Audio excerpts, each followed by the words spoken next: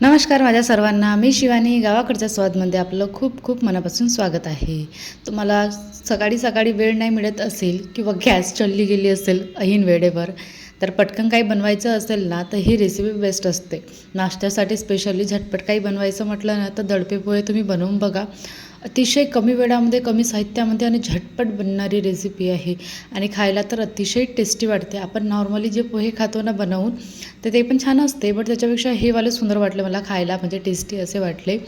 एक नंबर मस्त. जसं हेल्दी आपण नाश्ता खातो म्हटलं ना, त्यामध्ये हे बेस्ट असेल असं मला वाटते. तर चला सुरू करूया आजची रेसिपी. त्यासाठी काय करायचं, जाडवाले जे पोहे असते ना, जे नेहमी आपण पोह्यासाठी पोहे वापरतो ते वाले, ते मी 2 कप घेतले. अगोदर साफ करून घ्यायचं आणि नंतर पाण्याने धुवून घ्यायचं. 1 किंवा 2 पाण्याने धुवून घ्यायचं, पूर्ण पाणी काढून घ्यायचं आणि 10 मिनटं रेस्ट करायला ठेवून द्यायचं, 5 किंवा 10 मिनटं. जोपर्यंत पोहे छानपैकी असे मुरत आहे, तोपर्यंत कांदा कापून घ्यायचा, सोबतच मिरची कापून घ्यायची आणि नंतर सोबतच तुमच्याकडे ओलं खोबरं असेल ना, तर अतिशय छान. अगोदरच त्याला किसून ठेवून द्यायचं. आता 5-10 मिनटानंतर पोहेसुद्धा छानपैकी असे भिजलेले आहे, तर मी याला आणखी एकदा असं हातांनी पूर्ण असं खुलं करून घेते, जेणेकरून सुटसुटीत होईल बा. नंतर त्यामध्ये बारीक चिरलेला कांदा टाकायचा आहे, सोबतच किसलेलं खोबरं टाकायचं आहे. ओलंवालं खोबरं घ्यायचं, मस्त किसून घ्यायचं आणि नंतर चवीनुसार मीठ टाकायचं. हे सगळं अगोदर मिक्स करून घ्यायचं आणि नंतर फक्त आपल्याला तडका लावायचा आहे.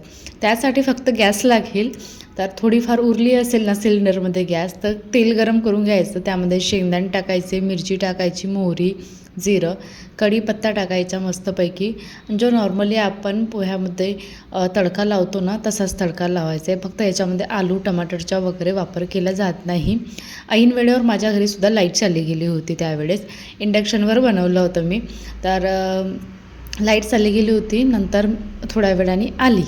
बट तोपर्यंत काही मिरची टाकायचं थोडं स्किप होऊन गेलं होतं, बट मी नंतर टाकली मग मिरची आणखी. आणि नंतर ह्या सगळा तडका आपल्याला त्या पोह्यामध्ये टाकायचा आहे, सोबतच कोथिंबीर आणि छानपैकी असं लिंबू पिळून टाकायचं. थोडंसं टेस्ट करून पाहायचं की मीठ बरोबर लागते की नाही लागत, आणि परफेक्ट असेल ना तर मस्तपैकी गरमागरम तर नाही म्हणता येईल, बट टेस्टी असा हेल्दी प्लेटमध्ये नाश्ता सर्व करायचा. अतिशय टेस्टी वाटते आणि मेन म्हणजे तर जास्त वेळ बिलकुल लागत नाही. नंतर प्लेटमध्ये सर्व केलं की त्यावर मस्तपैकी असं ओलं खोबऱ्याचा किस टाकायचा, सोबतच कोथिंबीर व शेव टाकायची आणि मस्तपैकी सकाळी सकाळी असा हेल्दी नाश्ता खायचा, एन्जॉय करायचं.